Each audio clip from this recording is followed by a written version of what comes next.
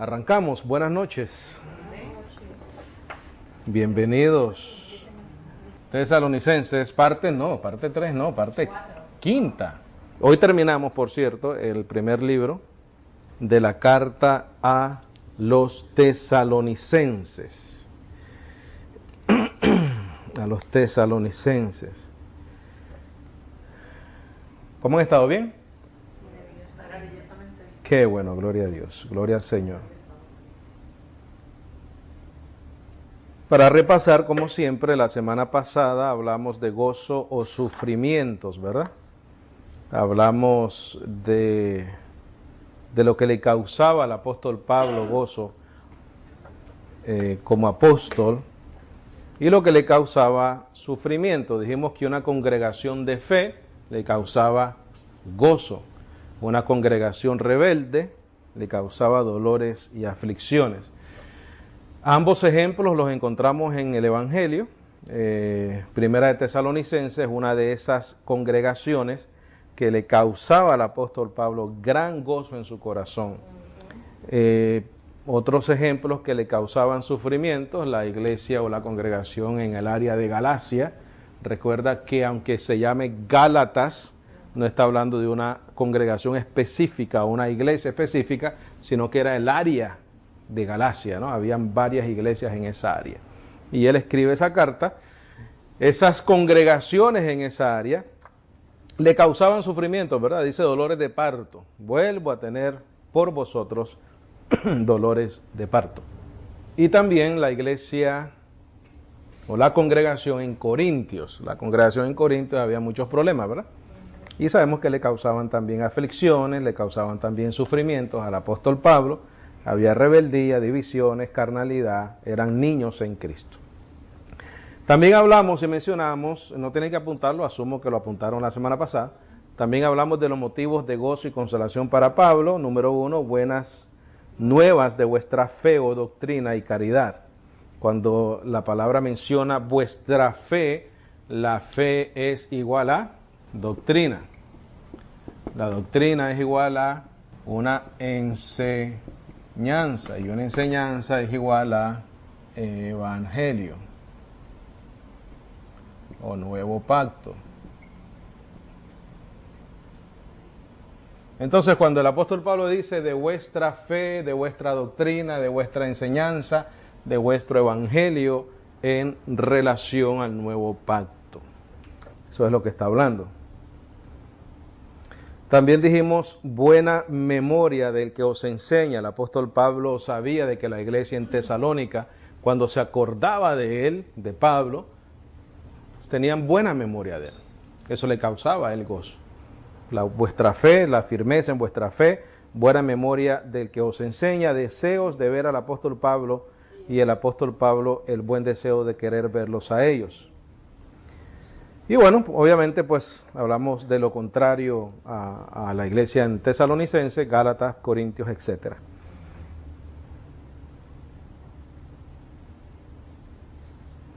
Hablamos también de algo muy importante que notamos ahí en el verso 11 del capítulo 3, dice encamine, no dice encaminen cuando se habla del Padre y Dios nuestro y del Señor Jesucristo, encamine, ¿verdad?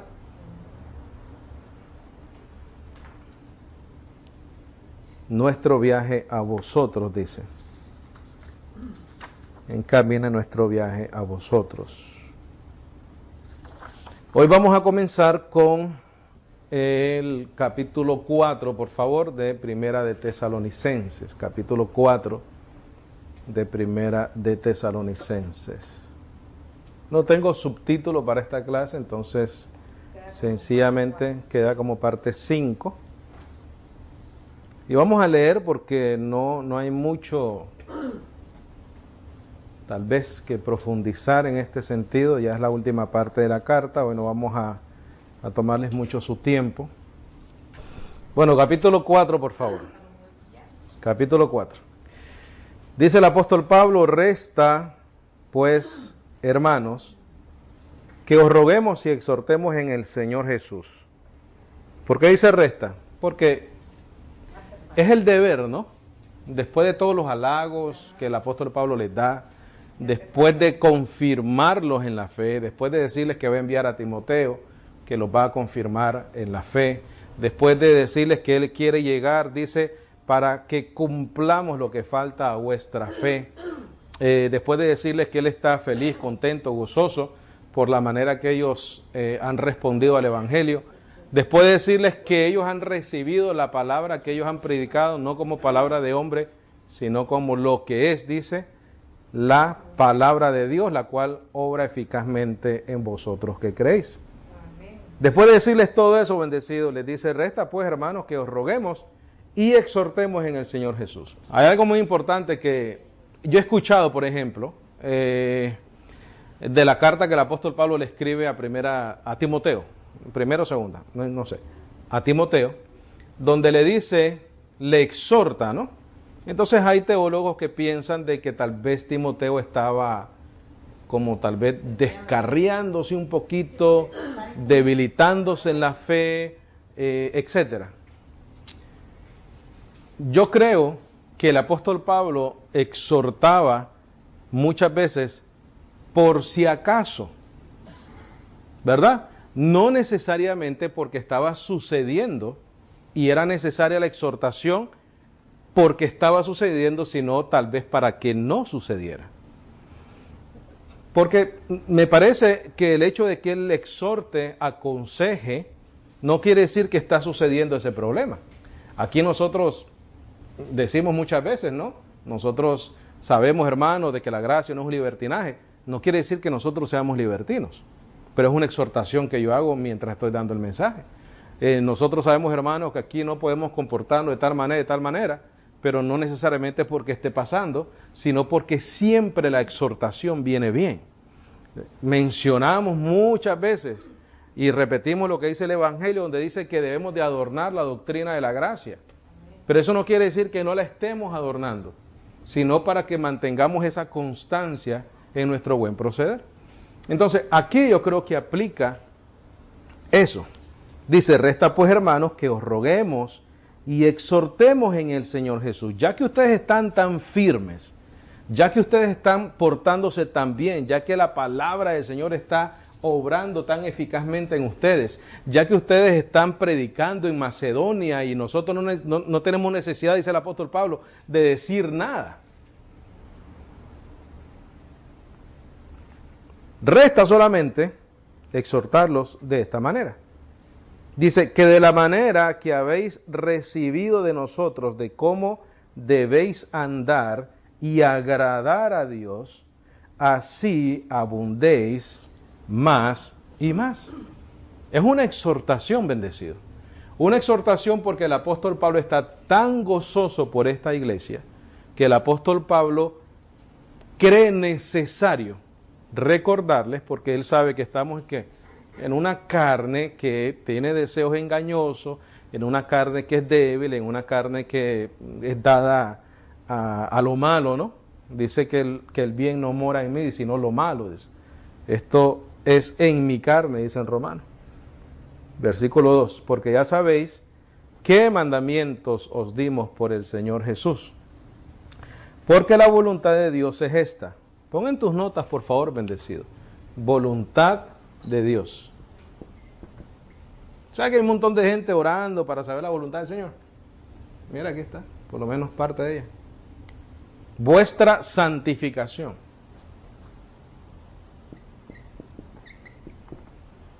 Vuestra santificación. ¿Y qué más dice?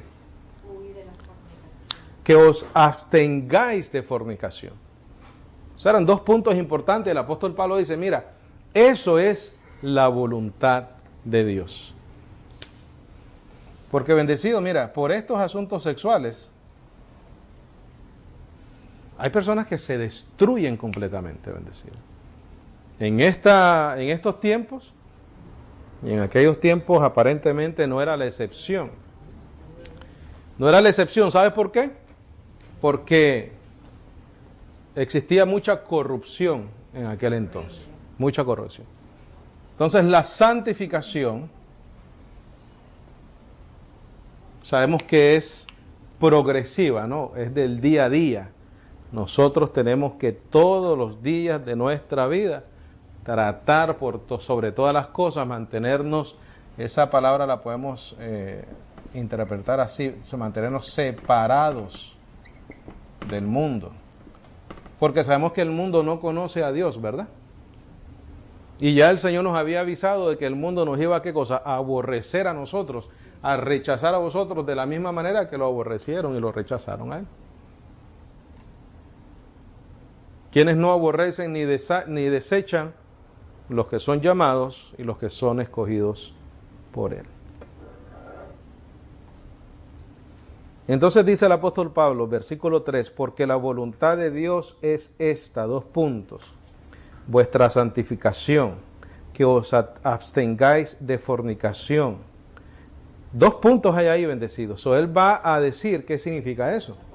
Que cada uno de vosotros sepa poseer su propio vaso. ¿Qué es eso? Tu cuerpo. En santificación y ¿qué? Y honor. Bendecidos, una y otra vez nosotros podemos ver que administrar bien nuestra carne es una prioridad para poder dar buen testimonio con el Evangelio de la Gracia. El que piense que una persona que predica la gracia es igual a hacer lo que uno quiera, está totalmente ignorante de lo que es el Evangelio de la Gracia. Totalmente. Porque el apóstol Pablo nunca ha dado ni dio ese mensaje. Nunca. Por lo tanto, nosotros no lo podemos dar tampoco. Que cada uno de vosotros sepa poseer su propio vaso, donde tú moras, ¿verdad? Su propio cuerpo, en santificación y honor, no con afecto de concupiscencia como los gentiles que no conocen a Dios. Esa frase, gentiles que no conocen a Dios, alude a los no creyentes. Pon en tus notas ahí a un ladito, que no conocen a Dios, alude a los no creyentes o se refiere a los no creyentes. A los no creyentes. Aquí hay más cosas de la voluntad de Dios, mira. Versículo 6, que ninguno agravie ni defraude en nada. ¿A quién? A su hermano. Porque el Señor es vengador de todo esto, como ya os habemos dicho y testificado. En otras palabras, al Señor no le gusta, bendecidos, que entre nosotros nos engañemos y nos causemos agravio, ¿verdad? Porque tú vales tanto para el Señor como yo valgo para el Señor. Entonces, el apóstol Pablo es muy claro cuando dice que cuando un miembro del cuerpo se duele, se lastima, el cuerpo entero, ¿verdad? Se lastima. Entonces, nosotros si sabemos y entendemos que todos somos parte del cuerpo de Cristo, ¿cómo vamos a dañarnos entre nosotros si nos estaríamos entonces haciendo daño nosotros mismos? Tenemos que verlo de esa manera, bendecidos, para poder caminar en amor, en comprensión, en mansedumbre, en templanza, en paciencia, porque tenemos que practicar todas esas cosas, ¿no? Aún entre hermanos, porque hay cosas que podemos no estar de acuerdo o hacer algo indebido, entonces tenemos que perdonarnos. Dice el 6 otra vez, que ninguno agravie ni defraude en nada a su hermano, porque el Señor es vengador de todo esto. Buena razón para no hacerlo, ¿verdad? Claro que sí. Como ya os habemos dicho y testificado, pues no nos ha llamado Dios para inmundicia, sino a santificación. Así que el que menosprecia, no menosprecia a hombre, sino a Dios, el cual también nos dio su Espíritu. Ahí donde dice hombre, está hablando de hombres creyentes. Ponlo en tus notas, por favor. Así que el que menosprecia, no menosprecia a un hombre creyente, a un hermano. Puedes poner hermano también, porque ese es el contexto de lo que está hablando, ¿correcto? Es que si tú menosprecias al hermano y le causas agravio y le causas un defraude, lo estás haciendo al Señor. ¿Tú sabes por qué? ¿Qué dice ahí después? El cual también nos dio ¿qué? Su espíritu.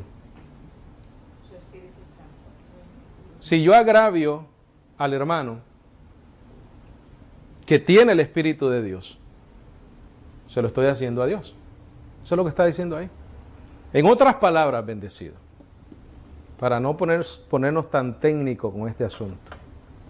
Recuerda que tu hermano es parte del mismo cuerpo del cual tú eres parte del mismo cuerpo.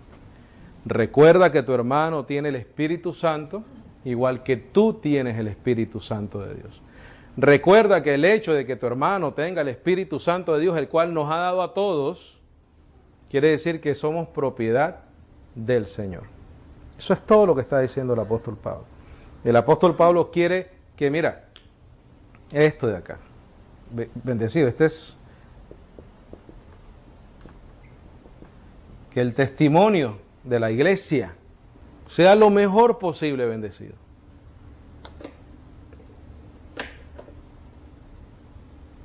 Porque la palabra del Señor tiene que trabajar en nosotros los que creemos. Tiene que trabajar.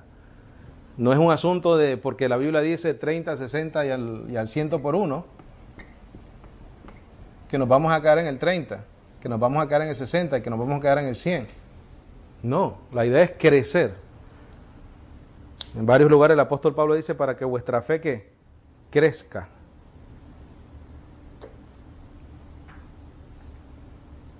Versículo 8 otra vez, así que el que menosprecia, no menosprecia al hermano, al hombre que cree, al creyente, sino a Dios, el cual también nos dio su espíritu.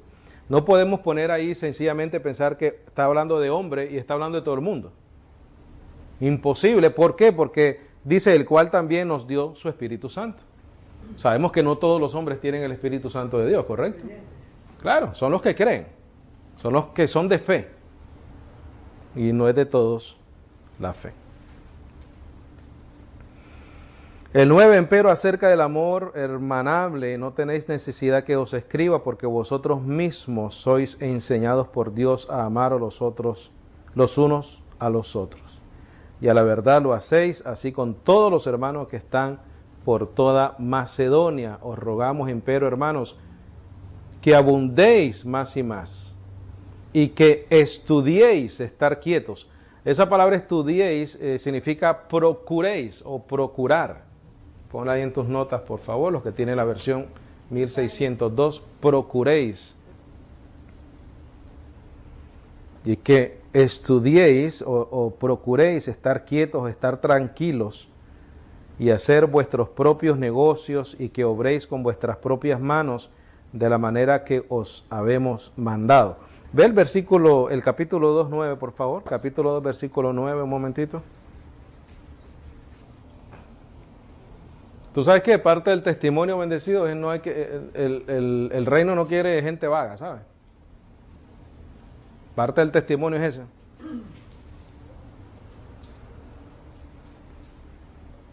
¿Y quién dio el ejemplo? El apóstol Pablo. Porque os acordáis, hermanos, de nuestro trabajo y fatiga, que trabajando de noche y de día por no ser agravosos o gravosos a ninguno de vosotros, predicamos entre vosotros el Evangelio de Dios. Él trabajaba con sus manos, haciendo qué cosa, carpas, ¿no?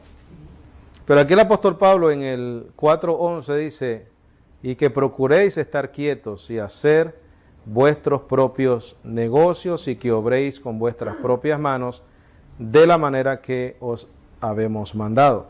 También pon una nota en ese versículo, por favor. En la cultura griega, el trabajo manual era visto con menosprecio. En la cultura griega, el trabajo manual era visto con menosprecio. En la cultura griega, el trabajo manual, Pablo le da valor a ese trabajo. Pablo le da valor a ese trabajo. Ahora, algunas iglesias sí le daban ofrendas al apóstol Pablo, sí. Sí. Pero cuando él miraba una iglesia niña, carnal, y tenía pues necesidad de, al débil en la fe, renunciar a alguno de esos derechos, lo hacía. Sin ningún problema, por amor al evangelio, ¿no? Y por amor a la iglesia, y por amor a esa persona. ¿Ya escribieron todo? En la cultura griega el trabajo manual era visto con menosprecio. Pablo le da valor a ese trabajo.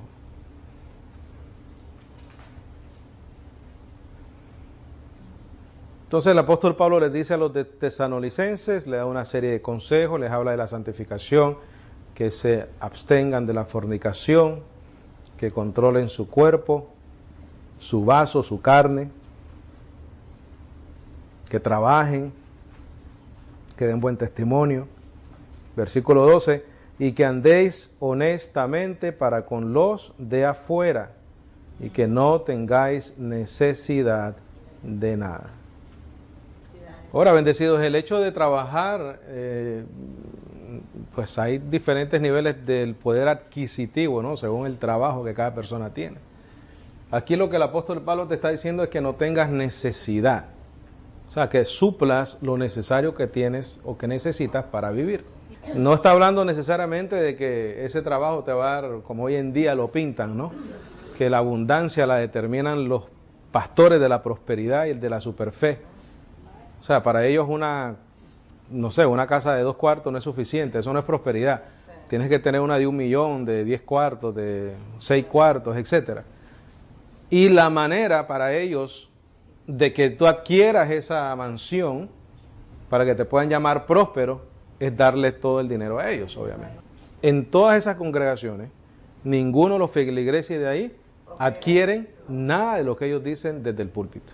Pero ¿cómo lo mantienen? Lo mantienen con la esperanza de que va a llegar. Y si no lo logran es porque algo estás haciendo mal tú, no yo. No es porque yo te esté engañando, no, eres tú el que está haciendo algo mal. Versículo 12 otra vez, por favor. Tú sabes que, mira, en referencia al versículo 11, te pido que por favor vayas a Efesios 4:28. Rapidito, solo como referencia, Efesios 4:28. Mira qué interesante esto que dice el apóstol Pablo. Okay. Dice, el que hurtaba no hurte más, antes trabaje, obrando con sus manos lo que es bueno, para que tenga de qué dar al que padeciere necesidad. Entonces el apóstol Pablo, ya pueden regresar a Primera de Tesalonicenses, los manda ¿a qué? A trabajar, ¿verdad? Dicen por ahí que el trabajo dignifica al hombre. Entonces el versículo 12 otra vez, y que andéis honestamente para con los de afuera y que no tengáis necesidad de nada. En el versículo 13 el apóstol Pablo habla del arrebatamiento, ¿correcto? Ya nosotros hemos estudiado ese tema, lo voy a referir a la página de internet, donde dice Enseñanzas 7, para la explicación, vuelvo y repito, para la explicación de Primera de Tesalonicenses 4:13 al capítulo 5, versículo 11, los voy a referir para no repetir la enseñanza nuevamente, 4:13 en adelante hasta el capítulo 5, versículo 11, los voy a referir al estudio El arrebatamiento en la página de internet donde dice Enseñanzas 7. Ahí pueden escuchar ese estudio. Muy bueno, por cierto, hoy lo puse en Facebook. El arrebatamiento es cuando el apóstol Pablo comienza a hablar de ese tema en Primera de Tesalonicenses capítulo 4 versículo 13 hasta el capítulo 5 versículo 11. Ahí lo van a encontrar. ¿Ok? Solo refiero a ese estudio, por favor. Por lo tanto, vamos a ir al capítulo 5 versículo 12, por favor. Capítulo 5, versículo 12. ¿Estamos ahí? Dice, y os rogamos, hermanos, que reconozcáis a los que trabajan entre vosotros y os presiden en el Señor y os amonestan. ¿De quiénes está hablando ahí, bendecido? De los que os enseñan, ¿verdad? Ya sea un maestro, ya sea un un pastor, ya sea un evangelista. En aquel entonces podíamos también pues pensar en los apóstoles, profetas. En el comentario de la Biblia de John MacArthur, en cuanto al versículo 12, él dice lo siguiente. Dice, esto no significa un simple reconocimiento, sino que los creyentes deben de reconocer a sus pastores o administradores de los misterios de Dios. Yo le añadí eso ahí. Deben de reconocerlos lo suficiente como para apreciarlos de manera íntima y respetarlos a causa de su valor e importancia para el cuerpo. Bendecido, eso me llamó la atención. Si tú te pones a pensar el valor que tenemos nosotros cuando predicamos el Evangelio. Es el medio que Dios usa para transmitir su verdad, para transmitir su palabra. Todos somos importantes en ese sentido, porque todos compartimos el Evangelio con otros. Pero en este contexto está hablando específicamente de aquellos que pastorean, ¿no?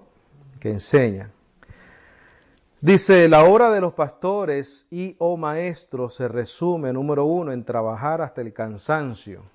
Número 2, supervisar como obispos al rebaño. La palabra obispos, pon en tus notas por favor, la palabra obispo se refiere literalmente a pararse frente al rebaño para conducirlos en el camino de la verdad y justicia. Pon ahí obispos, 2 puntos. Pararse frente al rebaño para conducirlos en el camino de la verdad y justicia. No para explotarlos, no para engañarlos, no para defraudarlos, bendecidos. Para conducirlos en el camino de la verdad y la justicia. Te recuerdo lo que el apóstol Pablo dijo en el capítulo 2, versículo 3. Dice, porque nuestra exhortación no fue de error, ni de inmundicia, ni con engaño. Los que tenemos la bendición, la oportunidad de poder enseñar esta palabra maravillosa, tiene que ser con responsabilidad. Tiene que ser sin error, tiene que ser con un buen testimonio y tiene que ser sin engaño. Y número 3, la función de los pastores y o maestros es amonestar e instruir en las verdades de la palabra de Dios.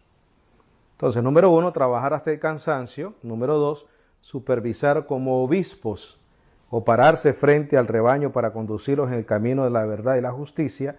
Y número 3, amonestar e instruir en las verdades de la palabra de Dios. Y eso es suficiente razón como para apreciar, ¿verdad?, a esas personas.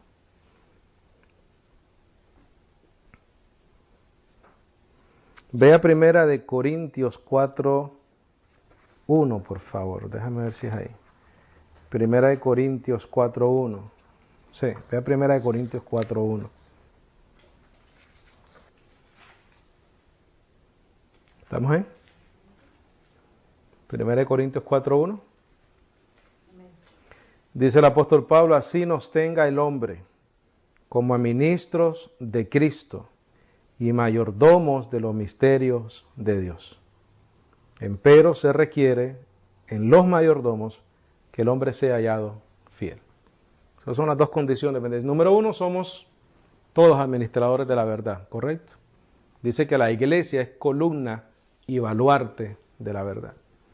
Pero específicamente a los que pastorean, enseñan, etc., se les debe tener en alta estima porque tienen una función muy importante para el cuerpo de Cristo. Están siendo obispos, están guiando al rebaño hacia toda verdad y hacia toda justicia. Regresemos a Primera de Tesalonicenses, por favor.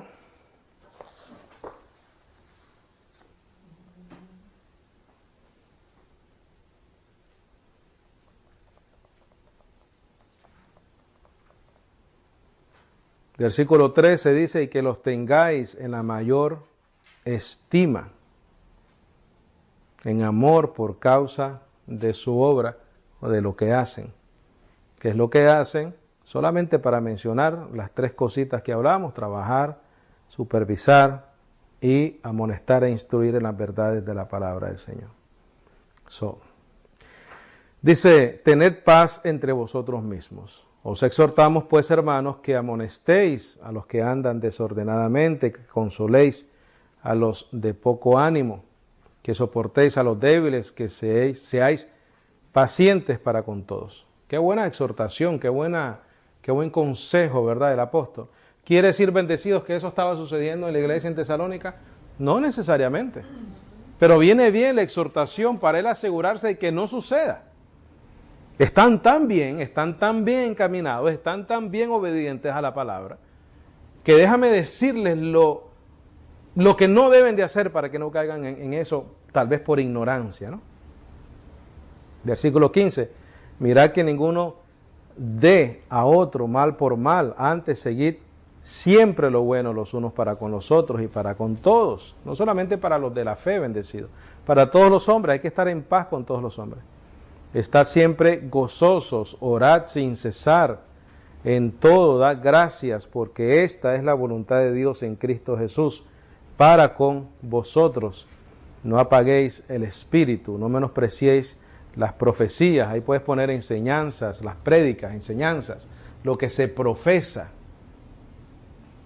Lo que se profesa. Procurad todas las cosas, retened lo que es bueno. Absteneos de toda apariencia de mal. Modernamente hay un dicho que dice: no hagas cosas buenas que parezcan malas. Absteneos de toda apariencia de mal. Y el Dios de paz os santifique enteramente, y que todo vuestro espíritu, alma y cuerpo sean preservados irreprensibles para la venida de nuestro Señor Jesucristo, de la cual él ya habló, ¿verdad? De la venida del Señor Jesucristo.